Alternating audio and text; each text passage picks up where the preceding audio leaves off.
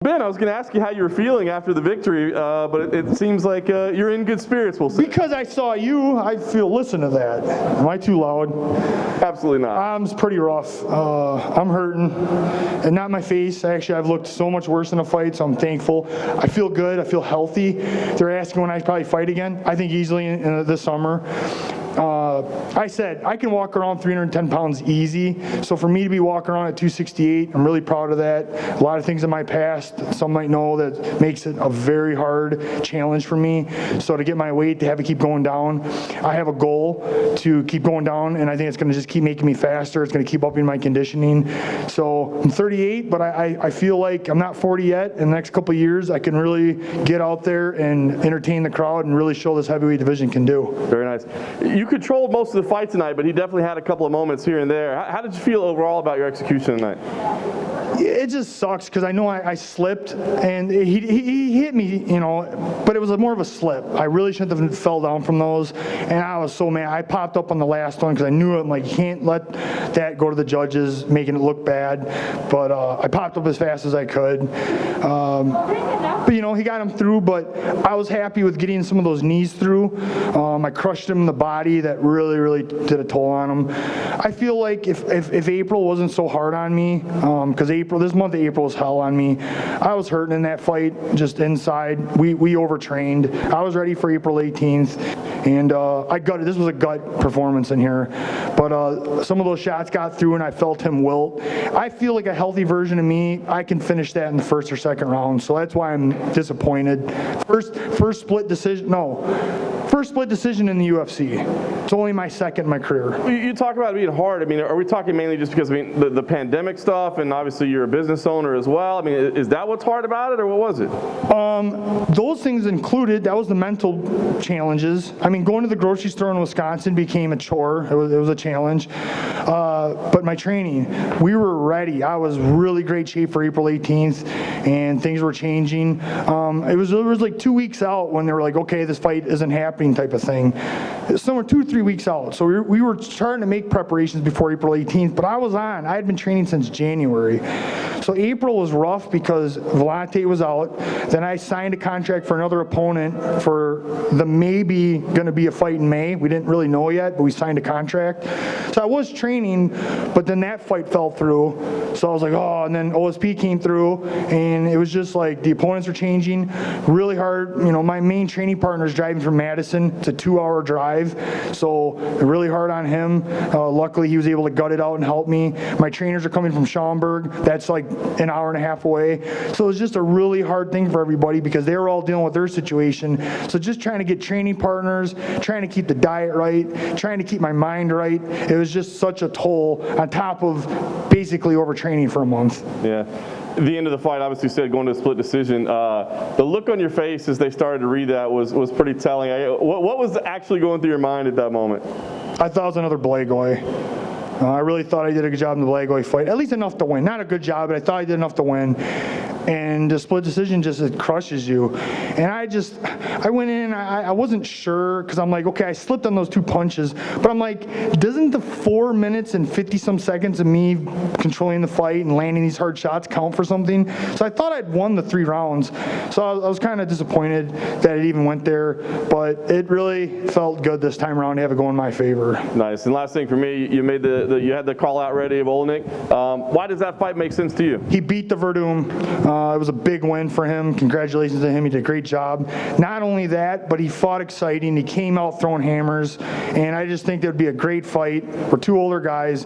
He didn't look like he was too busted up, so I think maybe and he's older too, so I think he's somebody that's with me. He wants to get in there again, and hopefully we can make that fight this summer. Ben, right here.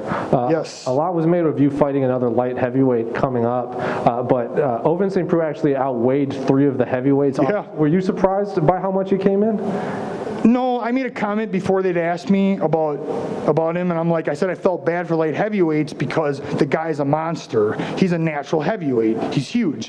What I didn't say is that I think that was a huge advantage for him fighting those smaller guys. He came up and he fought a guy that's 30 plus pounds bigger than him after we both kind of, because that's his, I don't think he put any more weight on. I put on another 10 pounds. So I was even bigger yet, and I think that took some of his advantage away. I think he felt that tonight. Me pulling on, I don't think any of the light heavyweights have pulled on his neck and kind of hit him in the body as hard as I did. So he definitely felt it, and yeah. And you obviously fought in an empty arena right here. We've spoken on like some of the weird places you fought early on, especially your amateur career. How does this compare to some of the other places you fought early in your career? Similar to Japan, the quietness, but I really enjoyed it. I'm not going to lie. Outside of the pandemic and all the bad stuff, I wish every week was like this. I come out of O'Hare, it was empty. We got to the hotel, we each got our own workout room. Everything was super quiet. I enjoyed the quiet arena because it's like sparring. So I enjoyed this whole week, really. Well, that's pretty much exactly what Andre Arlovski said. He said outside the pandemic, he hopes he can keep doing this. Well, great minds think alike. And then one final one. Stipe Miocic, obviously the heavyweight champion, is getting a lot of grief from fans and other people because he says he can't train. A lot of people point to him being a first responder. He has other responsibilities. So what do you make of this backlash that Stipe is getting? I don't want to come at the guy because he's got a lot of people that love him. Oh, he's a first responder. I'm not going on that. But he could be first responding as a volunteer. Let's be honest, he's a volunteer. Ohio's not on fire. It's not necessary. And he made an obligation to be the heavyweight champ. This is what you got to focus on this. Me and all the people tonight and Saturday night, next Saturday night, we're all training. And I know his trainer will open the gym and train for him. That's why I was upset, because I'm like, Stipe, I like the guy. I do. He's obviously, he's going to go down in the Hall of Fame. He's a great heavyweight. I wish he would have said nothing. He let all the talk make him say something that's not him. That's not his character. Why did you say this stuff? You're better than that. You don't need to say that stuff, because I don't feel like it was true. I feel like he broke his character saying this stuff. You can go in the gym and train. Your first response stuff, I think he pulls on people's heartstrings for it. But we all know, like, hey man, he's gonna come in here and make real money being a heavyweight champ. You pick and choose your priorities. It is what it is. Hey man, I respect the guy though. He's a hero. He's awesome. But for all of us fighting, especially us older guys, man, we got to get this division moving. The heavyweight division of all things had a Cain Velasquez destroy the division by sitting on the belt for almost, I don't know, something stupid like 5 years. We can't let that happen again. We can't. We got to move on. Make an interim belt then. Just do it. We do it all the time. Make an interim belt. Let Francis and whoever fight. Just let's get it. And when Stipe comes back, fight. Let's do it. You know what I mean? Let's just get this division moving. Thank you so much. Ben, you said this fight was a gut check for you. You were peaking for the fight to be earlier.